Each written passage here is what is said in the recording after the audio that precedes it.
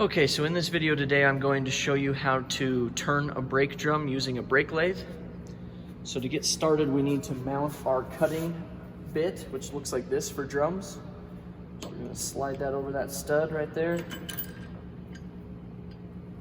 And for initial setup, you can always adjust later if you need to, but for initial setup, I line the back edge of this up with the back edge of this part, which will give me a good range of movement when I set the cutting bit. All right, we got a washer and a nut on top. Go ahead and tighten that down. And make sure that you're backed out far enough that you can mount your drum. If not, manually back it out like this. Okay, the first piece that goes on to mount the drum is an adapter, and the smaller the adapter that fits, the better. Because you've got to remember, you got to fit this cutting bit between the adapter and the drum that you're cutting. So the smaller the drum, the tighter the space you're going to have. So you got to have a small adapter here. And then we're going to put some springs on.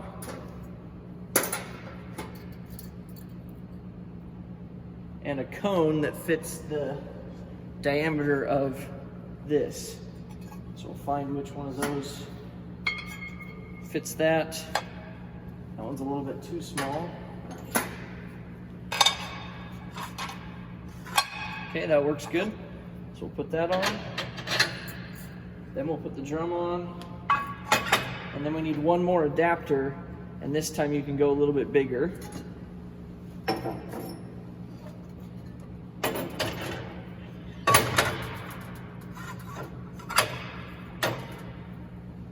Okay, then we need a couple spacers,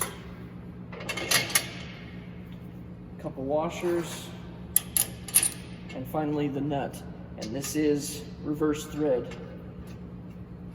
Okay, and then when I go to tighten it down all the way, to give the drum a little wiggle and a twist, just to make sure that it is completely centered on that cone,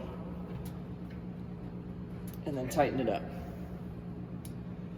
Now, to reduce vibration when we start turning this, you're going to need some sort of a strap that goes around this.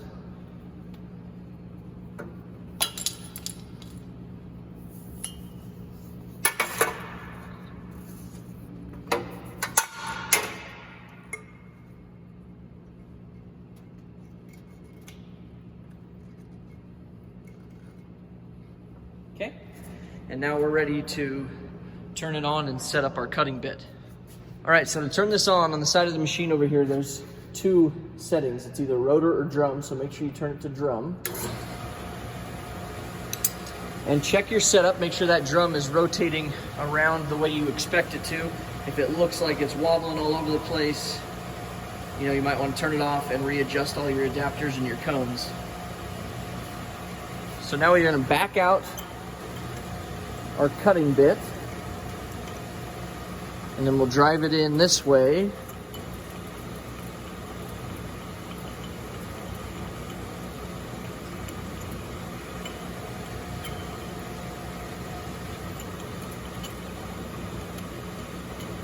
And then once you get it in far enough, we'll take it back into the rotor, the drum. And you want it about halfway in. Okay.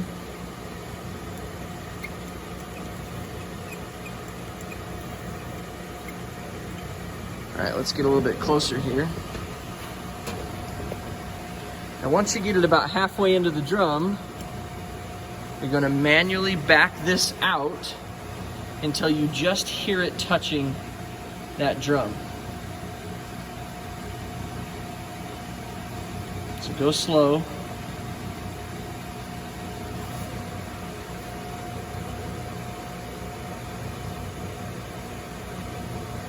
As soon as you hear it touch, go ahead and stop. Okay, we'll stop right there. And what we did is we just zeroed our cutting bit. So now we're going to drive it this way again, as far into the inside as we can without hitting the back.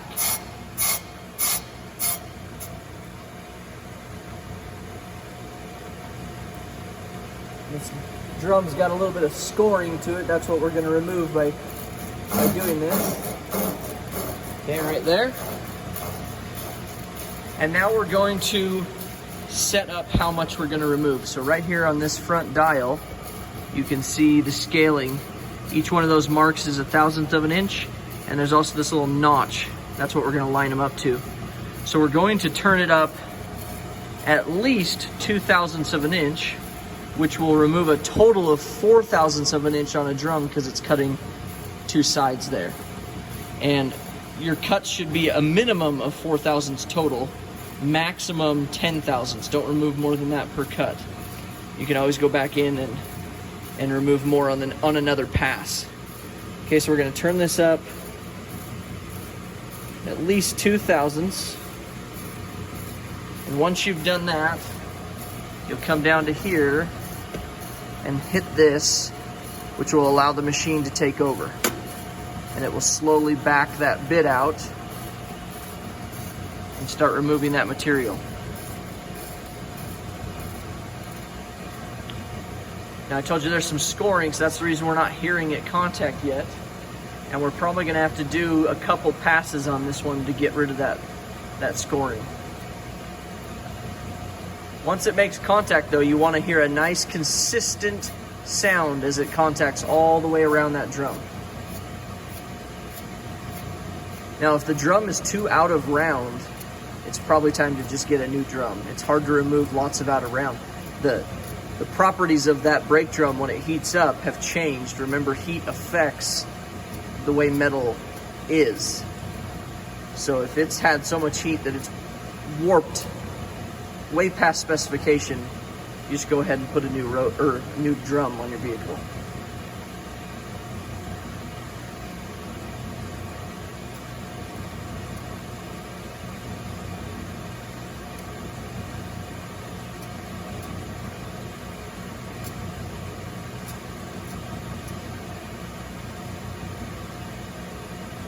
Okay, we're gonna let it do its thing.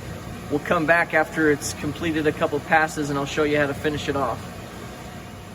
All right, so we're finished with cutting it. So before we take it off, what we have to do is we have to take a piece of emery cloth like this, and we're gonna go into our drum back and forth like this while it's turning to create a non-directional crosshatch. All right, so you just stick your hand in here.